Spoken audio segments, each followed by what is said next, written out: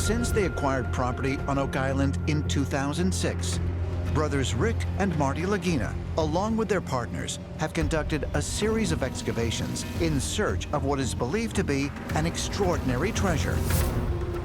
However, in addition to their own efforts, the team has also carefully studied the work of treasure hunters who came before them.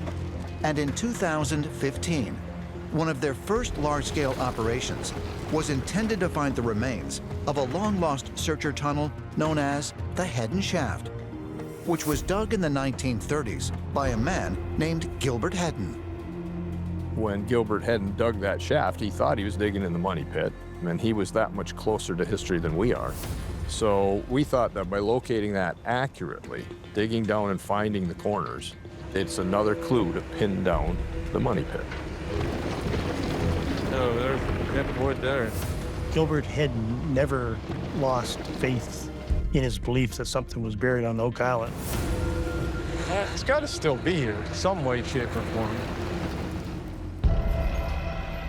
But who was Gilbert Heddon? Why is the shaft he excavated so significant? And what secrets did Heddon uncover that might help solve the Oak Island mystery? Of all the individuals interested in the Oak Island mystery, one of the most interesting groups are the Freemasons.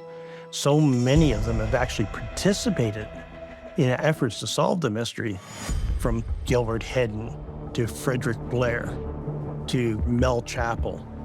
These were all prominent Masons. And I think one of the reasons so many Freemasons are interested in the Oak Island mystery is the other inscribed stones on the island that have Masonic symbols, like the center dot circle along the 4-dot cross, the shape and design of the swan with the all-seeing eye. I think they see so much from their own symbology and belief systems that they can't help but wonder who built the money pit, why did they build the money pit, and was it somebody from within their own organization perhaps? The origins of Freemasonry date back to 17th century Europe, when intellectuals and great thinkers formed the secret society in order to pursue spiritual enlightenment. The Freemasons were a highly ritual-focused organization about the betterment of men. They use esoteric symbolism to veil their secrets. And guess what? Freemasonry appears to be not something new that vaporized out of thin air, but rather an extension of the Knights Templar.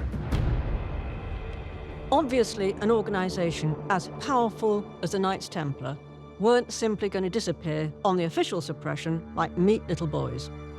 There's evidence that they went underground and emerged again in another form, Freemasonry. Because the Templars and the Freemasons certainly shared some obsessions.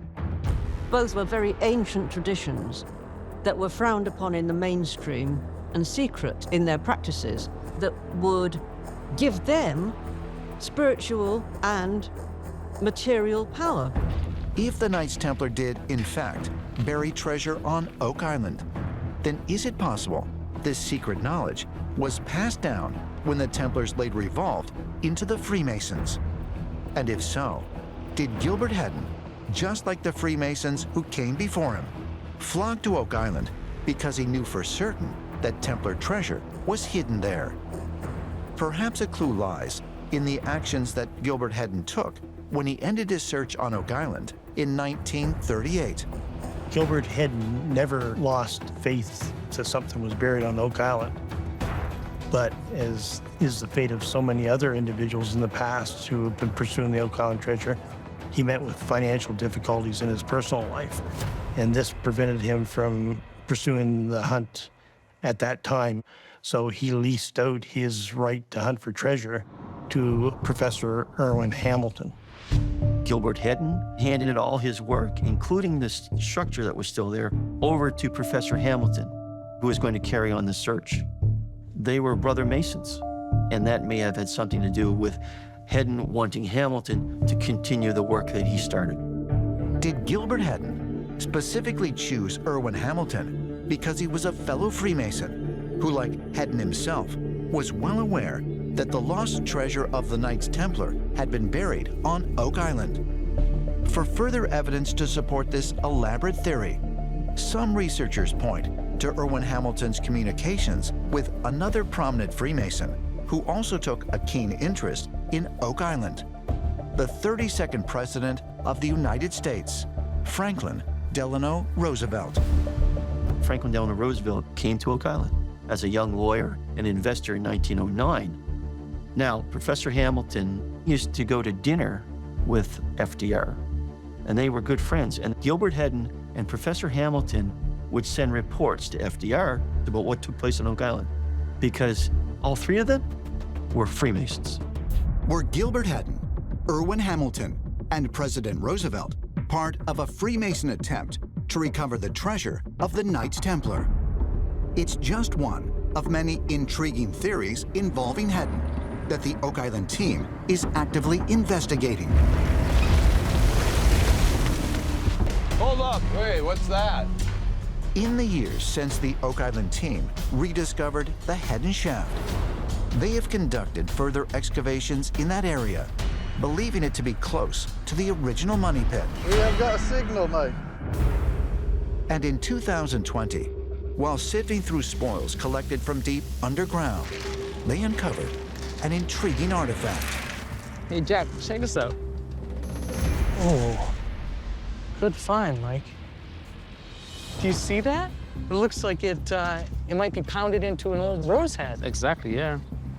The team determined that the small piece of metal was a hand-forged rosehead spike, which may predate the 1700s. This is the type of thing that we're looking for. I mean, that's another indication that humans were doing something a long time ago, deep in the money pit. The spike was also significant because it appeared to be covered in cement, much like the mysterious artifacts unearthed back in 1897 that motivated Gilbert Hedden to dig in the same area. Are you ready to find some treasure? Always. Yep. This discovery led the Oak Island team to conclude that they will need to keep digging near the Hedden shaft. So where do you guys want to go? I want to go back over on the east side to, I think it's DE11 is what I'm calling kind of the center of it. And it's outside of the Hedden shaft. So there's another piece of information that helps support this location. I mean, you know, we've done a bunch of water testing. We did have 3 wells very close to this proposed caisson location that did test for precious metals right in this area right here. I'm pretty sure that is centered around this DE11, isn't it, Craig? Right. Good location. That's most curious. If you had to pick a spot where the vault is that it? Yeah, I would say so. The fact that the team has detected traces of precious metals and recovered a metal spike near the Hedden shaft is proof that although Gilbert Hedden died in 1974 after failing in his effort to find the treasure, he nevertheless continues to loom large in the Oak Island mystery. We're here for 2 reasons. One, to honor the people that have come before us, and also to try to solve the mystery. Gilbert Hedden was incredibly inventive in his approaches. We have intense respect for him as a human being and as a man and as a participant in the quest for answers here on Oak Island. Look what they did. He stayed at it because he believes in it for whatever reason. I can absolutely identify in many ways with the previous searchers. The frustration. Look, it's called the money pit. And so I see my brother, who is absolutely in that same vein. You know, he's gonna stay with it until he figures it out. Gilbert Hedden was fascinated with the possibility that every bucketful, every shovelful, every ping of the metal detector, everything is an action that will lead to solving the mystery. Any activity that a human being endeavors to do, you'd better believe that every day you've done as much as you can do to prepare yourself for success. And it's all about faith, belief, and hope.